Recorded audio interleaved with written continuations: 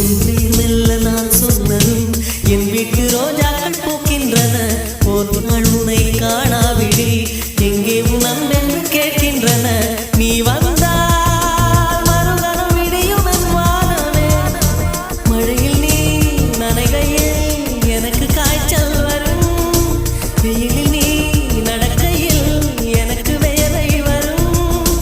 உடல்கள் தான் ரெண்டு, உணர்வுகள் ஒன்று. ரோஜா ரோஜா ரோஜா ரோஜா